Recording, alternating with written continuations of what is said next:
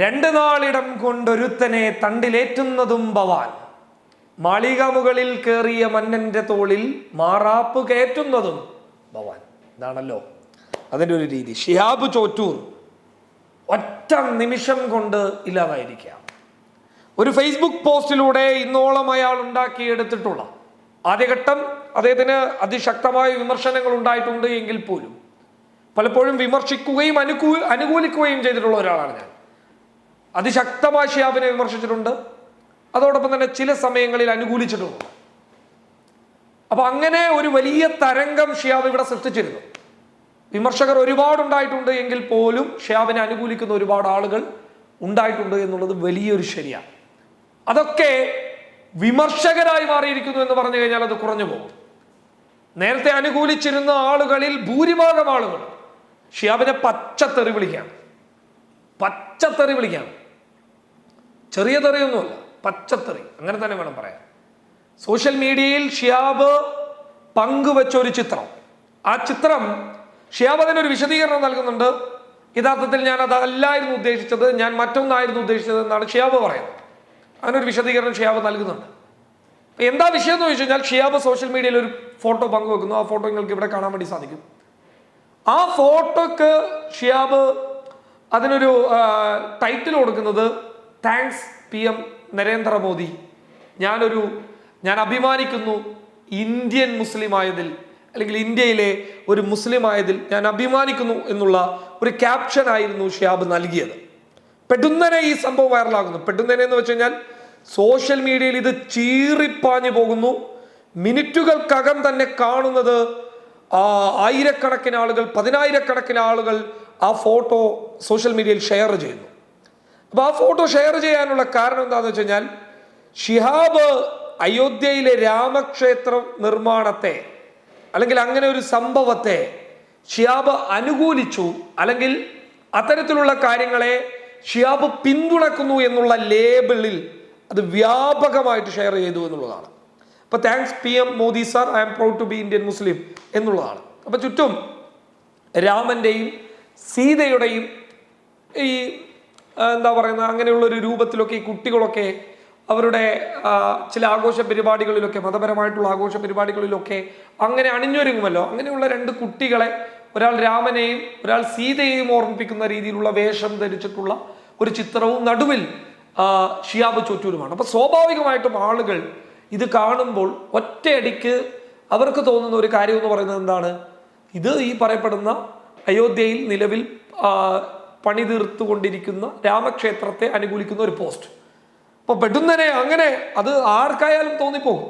അപ്പൊ അതുകൊണ്ട് തന്നെ സോഷ്യൽ മീഡിയയിൽ ഇത് ഷെയർ ചെയ്തു, വ്യാപകമായിട്ട് എത്തേണ്ടടുത്ത് എത്തി, വ്യാപക വിമർശനങ്ങളിൽ മൂടിക്കിടക്കുകയാണ്. അപ്പൊ നരേന്ദ്രമോദി ലൈക്ക് ചെയ്തു കഴിഞ്ഞാൽ, അങ്ങനെ ലൈക്ക് ചെയ്തിട്ടില്ല എന്നുള്ളതാണ് സോഷ്യൽ മീഡിയ പറയുന്നത്. കാരണം അത് ടാഗ് ചെയ്തതാണ്, അല്ലാതെ ഷിഹാബിന്റെ പോസ്റ്റിനെ ലൈക്ക് ചെയ്തത്. ഷിഹാബിന്റെ പോസ്റ്റ് അല്ല ലൈക്ക് ചെയ്തത്. ലൈക്ക് ചെയ്തു എന്ന് ഷിഹാബ് പറയുന്നത് വേറൊരാൾ എക്സിൽ പങ്കുവെച്ച ഒരു ചിത്രത്തെയാണ് ഈ നരേന്ദ്രമോദിയുടെ പേരിൽ ഒരു ലൈക്ക് കാണിച്ചതെന്നാണ് പറയുന്നത്. പക്ഷെ പിന്നീട് അത് ലൈക്കല്ല എന്നും ആ പങ്കുവെച്ച വ്യക്തി അത് ടാഗ് ചെയ്തപ്പോൾ നരേന്ദ്രമോദി ആൻഡ് ടു അതേഴ്സ് എന്ന് കാണിച്ചു എന്നേ ഉള്ളൂ.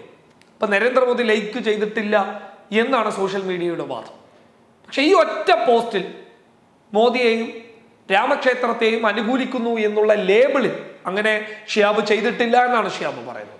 ഷിഹാബിന്റെ ഒരു പോസ്റ്റ് അതിനുശേഷം വന്നിട്ടുണ്ട്. ആ പോസ്റ്റിൽ ഷിഹാബ് പറയുന്നത് എങ്ങനെയാണ്, എന്താണെന്ന് വെച്ച് കഴിഞ്ഞാൽ ആ പോസ്റ്റ് ഞാൻ വായിച്ചു കേൾപ്പിച്ചു തരാം. ഷിഹാബ് ആ പോസ്റ്റിൽ പറയുന്നത്, എൻ്റെ മുമ്പ് നടന്ന ഒരു പരിപാടിയുടെ പോസ്റ്റിൽ കഴിഞ്ഞ ദിവസം പ്രധാനമന്ത്രി ലൈക്ക് ചെയ്തു. ആ ലൈക്ക് ചെയ്തത് സംശയമാണ്. കാരണം അത് ഷിഹാബിൻ്റെയിലല്ല ആ പോസ്റ്റ് ഉള്ളത്, അത് വേറൊരു ഐഡിയയിലാണ് ഇട്ടിട്ടുള്ളത്. അതിലെ ലൈക്കാണ് ഈ ഷിഹാബ് പറയുന്നത്. പക്ഷെ അത് ലൈക്കല്ല, അത് ടാഗ് ചെയ്തപ്പോൾ കാണിച്ചതാണെന്നാണ് പറയുന്നത്. നിങ്ങൾക്ക് ഇവിടെ കാണാൻ വേണ്ടി സാധിക്കും. അത് വൈറലാവുകയും പല ദേശീയ പ്രമുഖരും അത് ഷെയർ ചെയ്ത് കണ്ടപ്പോൾ രാജ്യത്തിന്റെ PM എന്നെ പോലെ ഒരു സാധാരണ മനുഷ്യന്റെ പോസ്റ്റിന് ലൈക്ക് ചെയ്തതിൽ അത്ഭുതം തോന്നി. അപ്പോൾ അദ്ദേഹത്തിന് നന്ദി പറഞ്ഞുകൊണ്ടാണ് ഞാൻ അല്പം മുമ്പ് പോസ്റ്റ് ഇട്ടത്. അത് അയോധ്യ വിഷയവുമായി യാതൊരു ബന്ധവുമില്ല എന്ന് മാത്രവുമല്ല, ഫാസിസവുമായി ഒരിക്കലും രാജിയാവാനില്ല. ഞാൻ ചിന്തിക്കാത്ത തരത്തിലാണ് സോഷ്യൽ മീഡിയയിൽ വാർത്ത വരുന്നത്. ഈ സത്യാവസ്ഥ അറിയാതെയാണ് പലരും പ്രതികരിക്കുന്നത്. അത് അള്ളാഹുവിന് വിടുന്നു. ആത്മാർത്ഥമായി പറയുന്ന ഈ വാക്കുകൾ സ്വീകരിക്കുമ്പോൾ ദയവ് ചെയ്ത് അത് ഷെയർ ചെയ്യരുത് എന്ന് പറയുന്നു. ഹബീബായ നബിയെ സ്നേഹിക്കുന്ന ഒരാൾ എന്ന നിലയ്ക്ക് ഒരിക്കലും ഫാസിസത്തെ ഞാൻ പിന്തുണക്കില്ല. വിശദീകരണമില്ലാതെ തെറ്റിദ്ധാരണ വരുത്തുന്ന തരത്തിൽ ഇട്ട പോസ്റ്റിന് ഞാൻ എന്നെ സ്നേഹിക്കുന്ന എല്ലാവരോടും ക്ഷമ ചോദിക്കുന്നു. അതായത് ഷിഹാബിന് തന്നെ ആ പോസ്റ്റ് ശരിയല്ല എന്ന് തോന്നിയിട്ടുണ്ട്. അതുകൊണ്ടാണല്ലോ ഷിഹാബ് ക്ഷമ ചോദിക്കുന്നത്. ഷിഹാബ് ഇവിടെ ഈ പറയപ്പെടുന്ന പോസ്റ്റിൽ നിങ്ങൾക്ക് ഇവിടെ കാണാൻ വേണ്ടിയിട്ട് പറ്റും. ആ പോസ്റ്റിൽ ഷിഹാബ് ക്ഷമ ചോദിക്കുന്നുമുണ്ട്.